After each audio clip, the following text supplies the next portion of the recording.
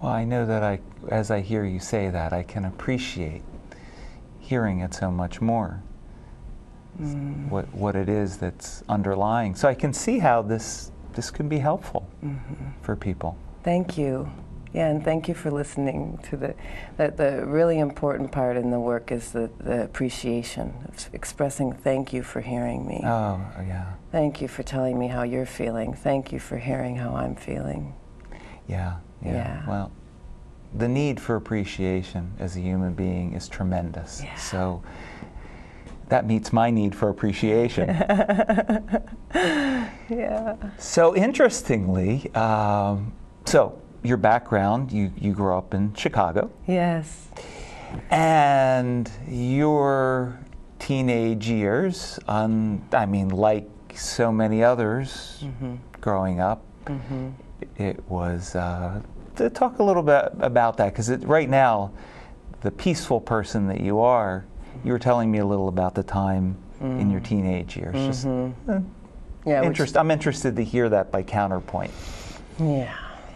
Which is why my specialty in my undergrad work was adolescent psych, so I could understand more about what happened for me in those years. From the window of time between 14 and 18, I was extremely aggressive and rebellious. I have so much compassion for my parents who went through that with me. I thank them again and again. Yeah. Yeah. Yeah. Yeah. I was, trying to separate and individuate, meet my need for autonomy, in other words, and systems that were very much power over rather than power with. Wasn't being given many choices. This is the way it was. And so I rebelled. And one of the things that Marshall says, which I really appreciate, is never give an organization or an institution or a person, never allow them to make you submit or rebel.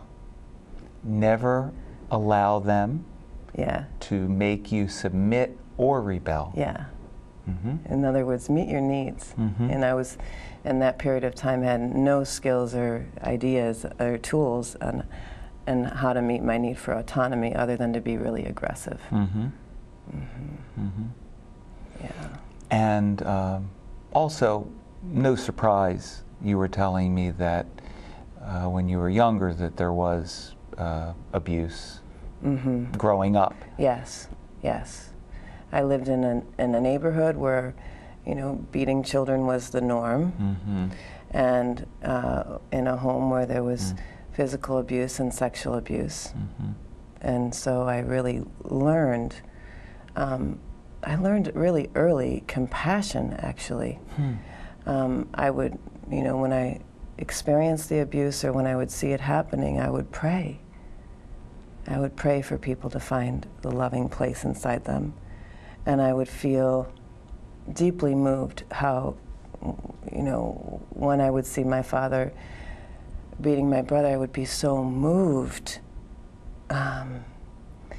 in how I could see he wasn't staying connected to himself.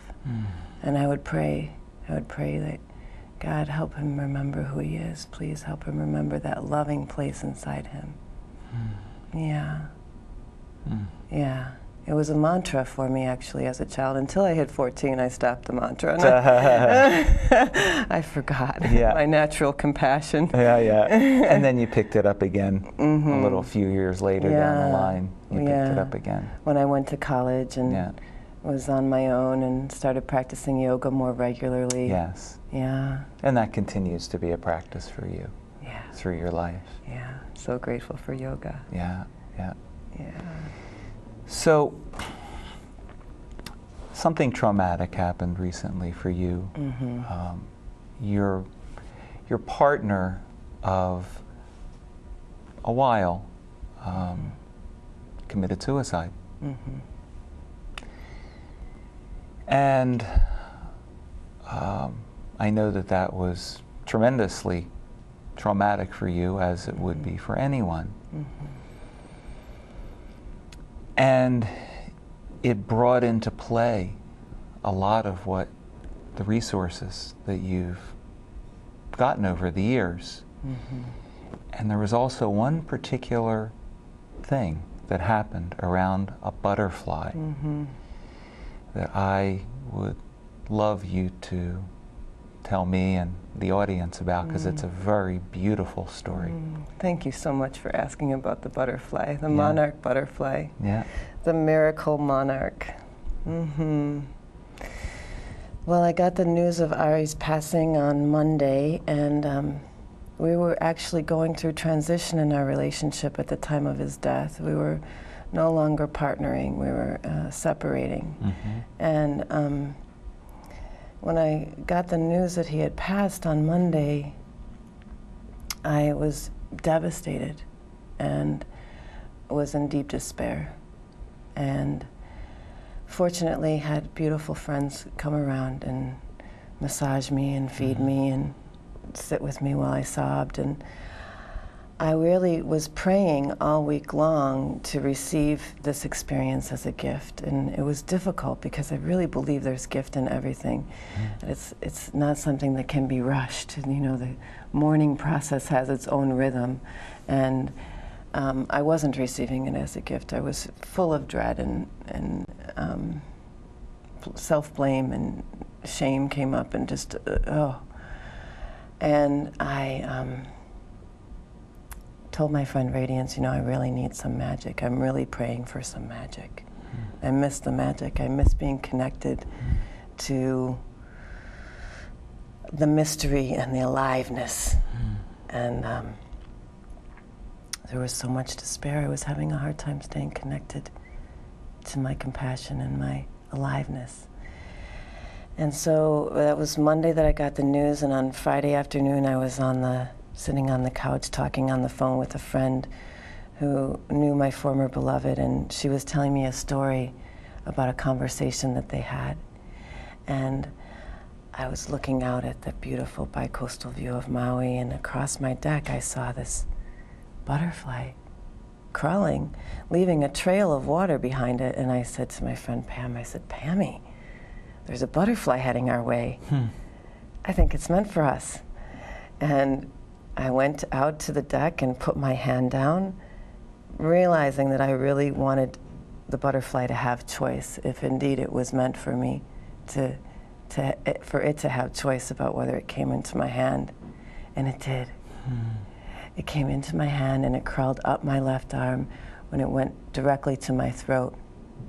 And it just started moving its wings really slowly, as if it was pulling the grief out of my throat. I could feel the energy shifting in my throat because I was having that experience of being choked up a lot. And even though I was crying, there was like more and more.